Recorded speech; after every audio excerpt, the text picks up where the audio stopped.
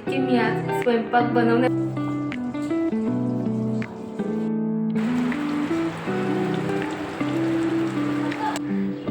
हाय नमस्कार, मी स्नेहा कोमटे फॅमिलीमध्ये पुन्हा एकदा तुम्हा सर्वांचं खूप सारं स्वागत करते। कशा आहात तुम्ही सर्वजण? आशा करते तुम्ही सर्वजण मस्त मजेत आणि भरपूर आनंदात असाल। सो आज आहे संडे, सकाळी सकाळी काय मस्त हवा सुटलेली आहे बघा, मस्त वाटतंय आणि पक्ष्यांचा चिवचिवाट पण तुम्हाला ऐकायला येत असेल। सो चला, गुड मॉर्निंग आणि आजच्या दिवसाची सुरुवात मस्त सेल्फ केअरपासून करते आहे। काल जसं मी सांगितलं दिवसभर उन्हात फिरले, म्हणजे कालच्या व्हिडिओमध्ये सांगितलं, त्यामुळे स्किनची पूर्ण बँड वाजली, म्हणजे आणखीही माझा चेहरा असा आग करतोय। डोळ्यांचं तर विचारूच नका, डोळेही प्रचंड असे आग ओकतायत जसे। पण चला, आता सर्वजण झोपलेले आहेत, आता मला टोकणारं, कामं सांगणारं किंवा डिस्टर्ब करणारं तसं कोणीच नाही, म्हणून म्हटलं सकाळी सकाळी जरा स्वतःची काळजी घेऊयात। म्हणून हा मस्त असा फेस पॅक मी तयार केला। कसा बनवला आता तुम्ही साईडलाच बघून घ्या।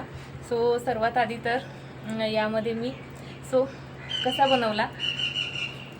बनवला खरं तर हा फेस पॅक मी बऱ्याचदा तुमच्यासोबत शेअर केलेला आहे। याचा रिझल्ट मला खूप छान येतो, म्हणून मी तोच नेहमी जो आहे रिपीट करत असते। म्हणजे बरंचसं काही ट्राय करण्यापेक्षा एकच गोष्ट जेव्हा तुम्ही रिपीटेडली करताना त्याचे रिझल्ट खरंच छान येतात। सो हा फेस पॅक कसा बनवला ते सर्वात आधी सांगते। आधी तर 1 चम्मच मी घेतलं तांदळाचं पीठ, त्यामध्ये 1 चम्मच आपलं बेसन, त्यानंतर त्यामध्ये एक मस्त काकडी घेतली, अर्धी किसली, त्याचा रस काढला आणि तो ॲड केला आणि त्यानंतर चुटकीभर हळद घातली आणि हा मस्त असा फेस पॅक जो आहे स्मूथ असा फेस पॅक तयार केला। आणि खरंच हा फेस मास्क खूप जास्त इफेक्टिव्ह आहे। चला आता पटपट अप्लाय करते। अप्लाय करून झालं की मग कसं कामं करायला मोकळी।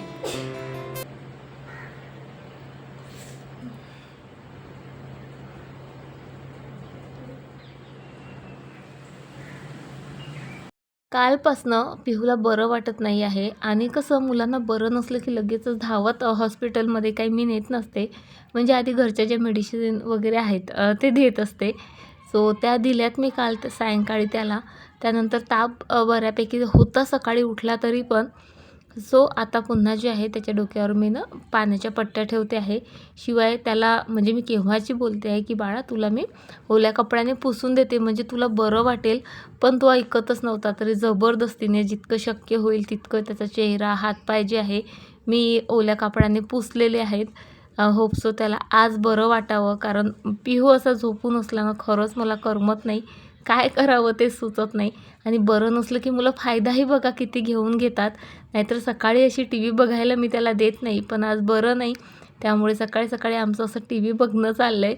बरं चला, आता माझं मी सर्व आवरलं, हेअर वॉश केला छान, आज खूप फ्रेश वाटतं हेअर वॉश झाल्यावर। त्यानंतर थोडंफार ब्रेकफास्ट वगैरे केला आणि आत्ता इथे चाललेली आहे स्वयंपाकाची तयारी।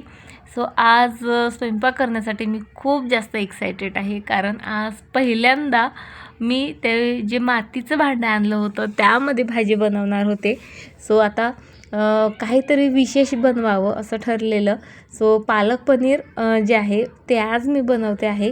त्यासाठी तुम्ही बघितलं मी शेंगदाणे, काजू, बदाम छान भाजून घेतले, त्याची पेस्ट केली, त्यानंतर अद्रक, लसूण, टोमॅटो भाजून घेतला, कांदा भाजून घेतला, त्याची पेस्ट बनवली आणि पालकाची प्युरी जी आहे ती वेगळी बनवली। आजची माझी जी एक्साइटमेंट आहे भाजी बनवण्यासाठी ती म्हणजे या मातीच्या भांड्यामुळे। खरं तर पहिल्यांदा आयुष्यामध्ये मी असं मातीच्या भांड्यात स्वयंपाक बनवते आहे आणि खाणारही पहिल्यांदाच असणार आहे, त्यामुळे खूप जास्त एक्सायटेड आहे। आणि या एक्साइटमेंटमध्ये एक मस्त अशी सिम्पलसी पालक पनीरची रेसिपी तुमच्यासोबत शेअर करते। सर्वात आधी बघा, मातीचं भांडं मस्त गॅसवर ठेवलं, लगेच तेल ओतलं, गरम झालं की त्यामध्ये काही खडे मसाले म्हणजे तेजपान, त्यानंतर दालचिनी वगैरे घातलं, थोडंसं भाजून झालं की लगेच त्यामध्ये काजू, बदाम आणि शेंगदाण्याची पेस्ट घातली। ती थोडीशी लालसर झाली का त्यामध्ये कांदा आणि टोमॅटो ते सर्व जे वाटण होतं ते घातलं, त्यालाही तेल सुटलं की मग त्यामध्ये घालायची पालक प्युरी। त्याला जरा जास्त वेळ द्यायचा, कारण पालकामध्ये बऱ्यापैकी पाणी असतं। सो त्याचंही तेल सुटलं की त्यामध्ये मग आपल्या आवडीनुसार तिखट, हळद, मीठ, त्यानंतर जिरेपूड, धनेपूड आणि जो काही म्हणजे काळा मसाला म्हणा, गरम मसाला म्हणा, तुम्ही जो काही यूज करत असाल तो घालायचा। मी इथे आज दिवे का दिव्य म्हणून मसाला येतो, सो तो घातला. त्यानंतर छान परतून घेतलं. नंतर त्यामध्ये अर्धा ग्लास जे आहे गरम पाणी घातलं. तुम्ही ना मसाला भाजताना त्यामध्ये ना असं अर्धा कप किंवा अर्धा ग्लास म्हणा गरम पाणी घालायचं आधी, म्हणजे डायरेक्ट पाणी न घालता असं थोडंसं पाणी घालून पुन्हा मसाला छान शिजू दिला ना तर कमी तेलामध्येही भाजीला जे आहे मस्त तर्री येते, कलर छान येतो. म्हणजे थोडं पाणी टाकल्यावर भाजी छान शिजू दिली झाकण ठेवून. त्यानंतर मग पुन्हा त्यामध्ये 1 ग्लास पाणी घातलं, मी पनीर घातलं आणि त्यानंतर सर्वात महत्त्वाची गोष्ट ही कसुरी मेथी. हिच्यामुळे स्मेलही खूप छान येतो, चवही छान येते आणि एक स्वतःचा मस्त असा अरोमानं ती भाजीमध्ये ॲड करते, त्यामुळे खूप मस्त असा फ्लेवर वगैरे वगैरे येतो. सो चला फायनली जे आहे त्यामध्ये आम्ही कोथिंबीर घातली. आम्ही यासाठी कारण पिहूही होता माझ्या मदतीला आणि इथे आपली भाजी बनवून तयार झाली. आता तिच्यावर झाकण ठेवलं आणि त्यानंतरच मी स्वयंपाकाला सुरुवात केली. कारण मस्त आज म्हणजे आरोहीची इच्छा होती की मम्मा आज लच्छा पराठा बनव, पण तिने ती इच्छा म्हणजे माझी कणिक वगैरे मळून झाल्यावर बोलून दाखवली. कारण लच्छा पराठ्याला कसं पोळीसाठी आपण जशी कणिक मळतो त्यापेक्षा थोडीशी घट्टसर हवी असते, पण मी नॉर्मल पोळीसाठी जी आपण म्हणजे कणिक मळतो तशी मळलेली होती. पण तरीसुद्धा म्हटलं ठीक आहे, तिची इच्छा आहे तर लच्छा पराठा बनवूयात. सो पराठा बनवताना बघा सर्वात आधी तर जशी पोळी लाटतो तसं लाटून घेतलं. त्यानंतर त्यावर तेल लावलं, तिखट, मीठ, थोडी हळद, थोडेसे मसाले वगैरे छान पसरून घेतले. त्यानंतर गोल गोल गोल गोल करून असा पराठा लाटून मस्त खरपूस असा जो आहे भाजून घेतला. इतका खरपूस लागतो हा पराठा, म्हणजे इवन भाजी नसेल ना तुम्ही तसाही तो खाऊ शकता. खूप मसालेदार आणि खूप टेस्टी लागतो. आणि भाजीचं तर कायच सांगू, इतकी टेस्टी बनली होती. आरोहीचे पप्पा आरोही तर अगदी बोटं चाकून चाकून जेवले. सो फायनली माझा स्वयंपाक बनवून झालेला आहे. आज स्वयंपाक बनवण्यासाठी जितकी मी एक्सायटेड होती तितकीच मी जेवण करण्यासाठीही एक्सायटेड आहे. कारण असं मातीच्या भांड्यात बनलेलं जेवण मी जसं मी आधीही सांगितलं पहिल्यांदा जेवणार आहे. सो चला आता पटपट मस्त जेवण करते. आज म्हणजे मेनूच मस्त आहे. पालक पनीर सोबत लच्छा पराठा, लुंजी आणि सर्वच मस्त माझ्या आवडीचंच आहे. चला आधी जेवण करते आणि नंतर तुम्हाला भेटते. माझ्या पिहूला बघा बरं नाही तरी बिचारा केव्हाचा ड्रॉइंग करत आहे. आणि या दोघींचं बघा इकडे काय चाललेलं. आज आमच्या कॉलनीमध्ये बाबासाहेब आंबेडकर यांच्या जयंतीनिमित्त डान्स कॉम्पिटिशन आहे आणि ह्या कालपासनं प्रॅक्टिसला लागलेल्या आहेत. कालपासनं म्हणजे काल सायंकाळी तहान लागली तेव्हा विहीर खोदायचं. आता होणार आहे का एका दिवसात प्रॅक्टिस? येस. आणि मी स्वयंपाक करत होती ना तेव्हाच यांचं चाललेलं की माझी डान्स प्रॅक्टिस घे, पिहूचं चाललेलं माझी ड्रॉइंग कशी मला जमत नाही आहे, मला मदत कर. आणि स्वयंपाकही व्यवस्थित नाही करू दिला आणि जेवण तर लांबच. प्रॅक्टिस कमी आणि यांच्या गप्पात जास्त चालतात. यावर्षी ना आम्हाला बड्डेला जे आहे वॉटर कलर आलेले आहेत गिफ्ट म्हणून, आणि तेव्हापासून वॉटर कलरबद्दल म्हणजे इतका जास्त क्रेझी झाला आहे ना तो. कोणतंही त्याला म्हणजे पेंटिंग करायचं असेल, टाईमपास करायचं असेल तर बस वॉटर कलर, ते डिश आणि त्याची ही बुक घेऊन बसतो. आणि एकदा का करायला बसला की मग 2-2 तास तो जागचा उठत नाही. एकतर ते बरंही वाटतं मला, कारण त्यामुळे त्याचा जो स्क्रीन टाईम आहे तो कमी होतो. आणि तो बिझी असला की कसं माझं डोकंही शांत राहतं. नाहीतर मम्मा हे दे ते दे, हे कसं ते कसं, टी व्हीसाठी भांडणं, मोबाईलसाठी भांडणं किंवा भांडणाला तर काही विषयच लागत नाही. काही ना काही दोघांचं चाललेलं असतं. तो बिझी असला की मग आरोही पण तिच्या कामात बिझी होते आणि घर शांत राहतं माझं. बरं चला, आज आरोहीचा आणि पंखुडीचा डान्स आहे. सो आमचं सर्व वेळेवर ठरलेलं आहे. इवन 2 गाणे तर आत्ता वेळेवर सिलेक्ट झालेत आणि त्या दोघींचं चाललेलं काकू आमची प्रॅक्टिस घ्या वगैरे वगैरे. पण माझी मात्र फक्त मस्ती चाललेली होती. थोडाफार डान्स केला मुलींसोबत आणि माझ्या कामाला लागले. असं मस्त जेवण झालं आजचं की काय सांगू. म्हणजे दररोजची माझी काय सवय असते, स्वयंपाक झाला की काउंटर टॉप गॅसचा ओटा पूर्ण क्लीन करायचा, भांडी घासायची, मग आरामात जेवायचं. कारण मला जेवायला वेळ लागतो म्हणजे 2 पोळ्या खायला मला 15-20 मिनिट, कधीतरी 1 तास 30 मिनिटही लागतात. आणि मग त्यामुळे आमचे पप्पा मला प्रचंड चिडवतातही. त्यांचं म्हणणं असतं बाई तू रवांत करते का, 2 पोळ्या खायसाठी तुला 20-20, 30-30 मिनटं लागतात. पण खरं सांगू का, ही एक चांगली सवय आहे बरं का. प्रत्येक घास 32 वेळा चावून खाणं गरजेचं असतं. जितका तो घास आपण चावतो तितकाच आपल्या तोंडातला सलाइवा त्यामध्ये मिक्स होतो, त्यामुळे ते पचायला हलकं होतं आणि पटकन पचतं. आणि त्याचा एक फायदा हाही आहे, त्याने आपल्या कंट्रोलमध्ये राहतं. आता कसं ते सांगते.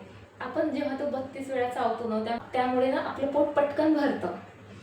पोट पटकन भरलं की आपलं जे नेहमी भूक लागते किंवा वेगवेगळ्या पदार्थांची जी क्रेविंग होते ती होत नाही, आणि सोबतच आपलं गुड फॅट वाढतं आणि जे बॅड फॅट असतं जे आपल्याला लठ्ठ बनवतं ते वाढत नाही. आणि त्यामुळे 32 वेळा चावून खाणं गरजेचं असतं. कोणी चिडवत असू दे, चिडवू द्या, काही बोलू द्या, हळूहळू जेवा, जास्त वेळ घ्या. प्रत्येक घास 32 वेळा, आता 32 वेळा काही मोजून तर नाही खाणार आहोत आपण, पण जास्तीत जास्त चावायचा प्रयत्न करा.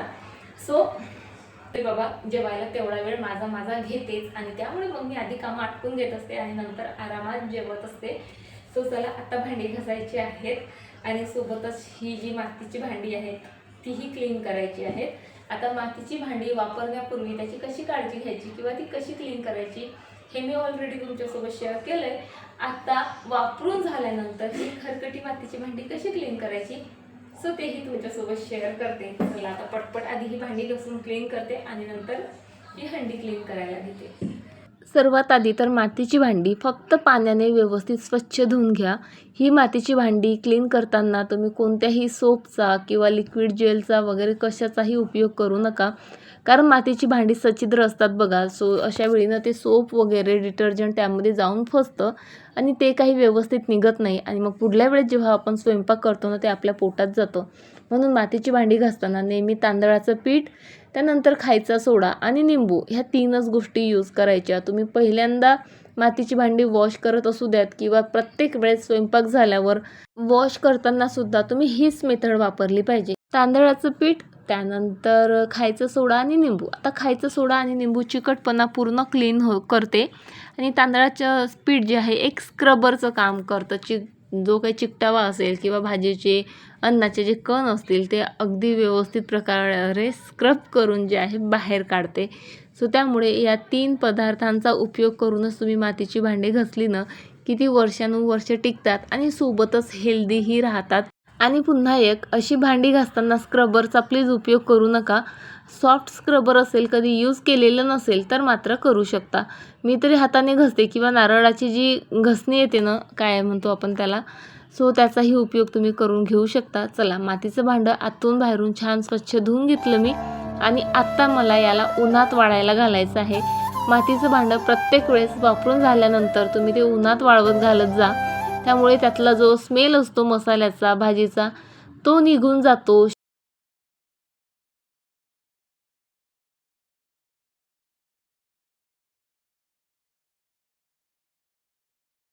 बरं चला, आजचा दिवस ना कसा उगवला आणि कसा संपला कळलंच नाही. दिवसभर काही ना काही कामं, नाहीतर मुलांची बडबड तरी चाललेलीच होती. त्यामुळे फारसं काही आज मी शूट केलं नाही. पण आता मी आलेली आहे ग्राउंडवर, जिथे आमच्या कॉलनीमध्ये भीम जयंती जी आहे सेलिब्रेट होते आहे. तिथे आज जसं मी सांगितलं लहान मुलांचे डान्स आहेत. सो आरूचा सुद्धा डान्स आहे आणि तोच बघायला मी आलेली आहे. फक्त एका दिवसाची प्रॅक्टिस, फक्त आज संडे. सो आज त्यांनी इमानदारीने प्रॅक्टिस केली. ठरलं तसं तर काल सायंकाळी त्यांचं, पण सायंकाळ त्यांची खेळण्यात गेली आणि रात्री थोडीफार प्रॅक्टिस केली असेल 10-1 मिनटं. पण आज मात्र दिवसभर त्यांनी प्रॅक्टिस केली आणि असा काहीसा डान्स जो आहे त्यांनी परफॉर्म केला. आता गाणं तर मी काही इथे लावू शकत नाही, नाहीतर लगेच कॉपीराईट येतं. म्हणून आज असाच गुपचूप जे आहे तुम्ही आरोहीचा डान्स एन्जॉय करा. आणि चला, आता आजचा जो व्हिडिओ आहे तो मी इथे संपवते आणि तुम्हाला उद्या भेटते अशाच एका छान व्हिडिओसोबत. तोपर्यंत फ्रेंड्स, स्वतःची काळजी घ्या आणि खूप खूप खूप ऊन आहे खरंच. स्वतःला जपा, मुलांचीही काळजी घ्या. चला, पुन्हा भेटते अशाच एका छान व्हिडिओसोबत. बाय.